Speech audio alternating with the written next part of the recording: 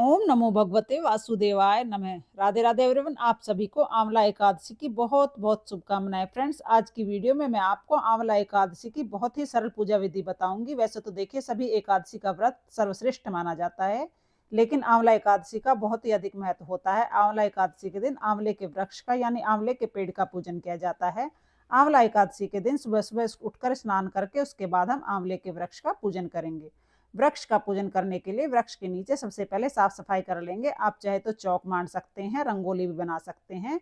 उसके बाद हम एक लोटा शुद्ध जल लेंगे, उसमें थोड़े से तिल और हल्दी डाल लेंगे। तिल और हल्दी युक्त जल हम आंवले के पेड़ में सींच देंगे, क्योंकि जब भी हम किसी देव वृक्ष का पूजन करते हैं तो सबसे पहले हम जल सींचते हैं, तो आंवले के पेड़ में हम जल सींच देंगे।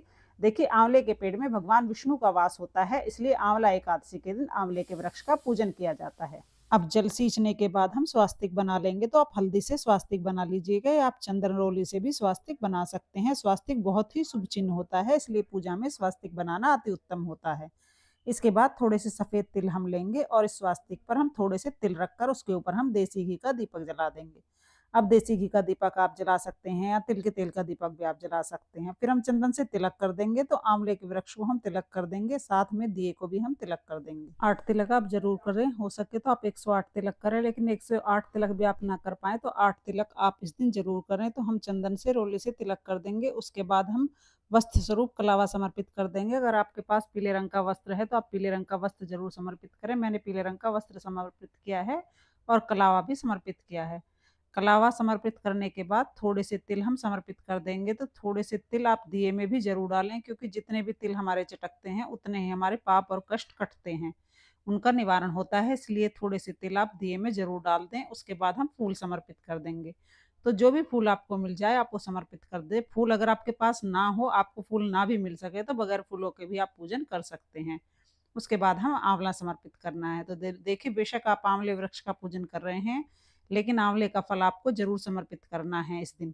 इसके अलावा जो भी फल आपको मिल जाए, ऋतु फल, वो आप समर्पित कर सकते हैं। तो देखिए, एकादशी में कोई भी भोग लगाया जाता है तो वह फलाहार ही होना चाहिए। अन्न का भोग इस दिन समर्पित नहीं किया जाता है, इस बात का हम विशेष ध्यान रखेंगे। तो फलों या दूध से बनी मिठाई का हम भोग समर्पित कर देंगे।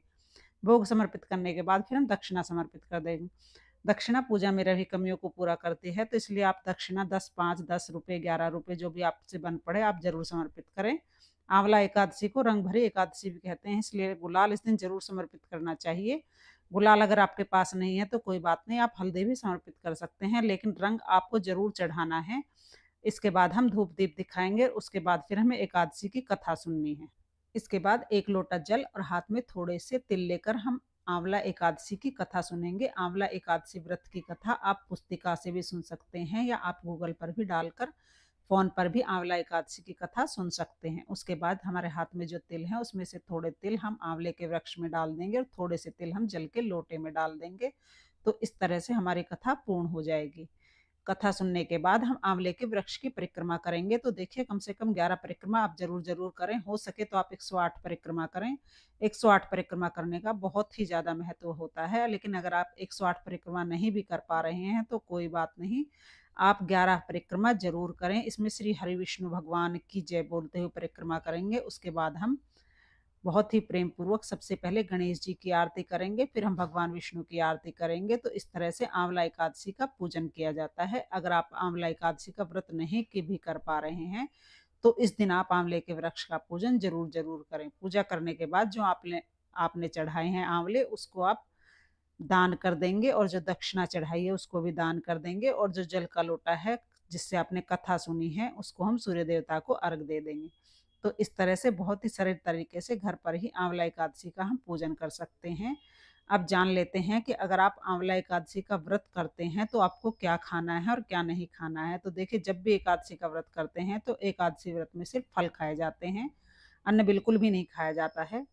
फल आप खा सकते हैं, आप चाहें तो सिर्फ एक बार दिन में फल खा सकते हैं, या दिन में भी और शाम को रात को भी आप फल खा सकते हैं। बाकी पूरा दिन चाय पानी आप पी सकते हैं। आप चाहे तो एक फल खा सकते हैं, आप चाहे तो आप दिन में 2-3 बार, जितनी भी बार आप चाहें, फल खा सकते हैं। सिर्फ अनाज हमें नहीं खाना है।